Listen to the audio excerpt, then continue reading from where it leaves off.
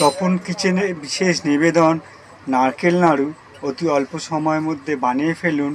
সকলের জন্য টেস্টি এবং হেলদি, ভীষণ খেতে ভালো।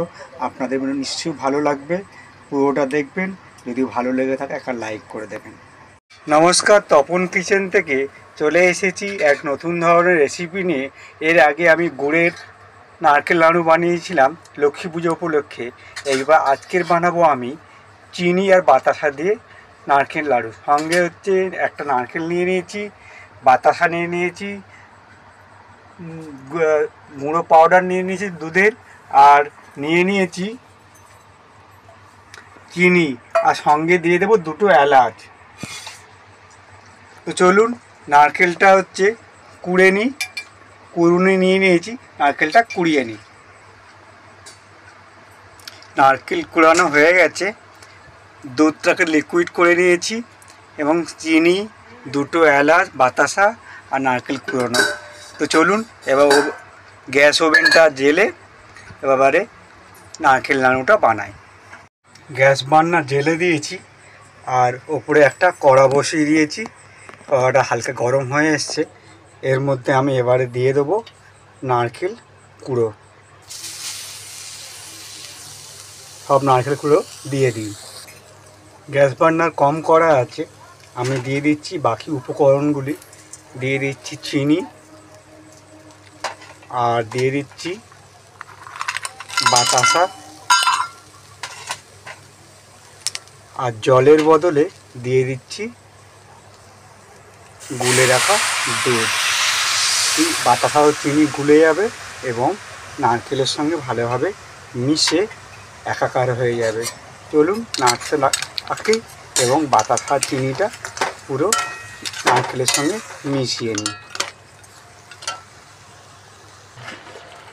বাতাসা অলমোস্ট গুলে নিয়েছি, দিয়ে দিচ্ছি দুটো এলাচি ভেঙে দিলাম।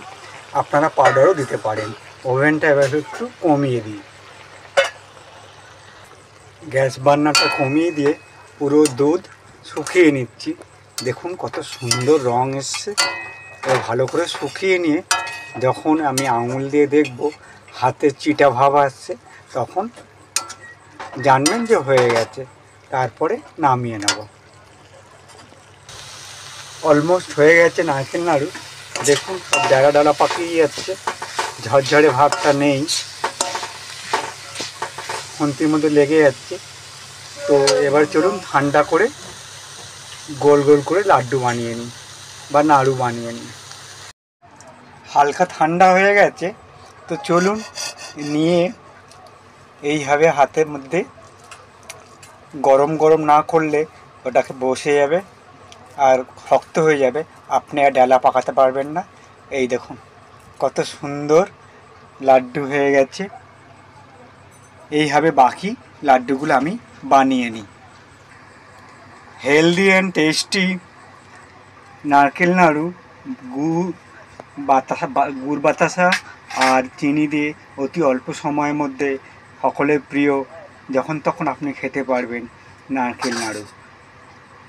এই রেসিপি আপনাদের কেমন লাগলো আমাকে জানাবেন কমেন্ট করে। যদি ভালো লেগে থাকে তাহলে একটা লাইক করে দেবেন। ভালো থাকবেন, সুস্থ থাকবেন, আর দেখা হবে অন্য এক ধরনের রেসিপি নিয়ে আপনাদের সামনে উপস্থিত হব।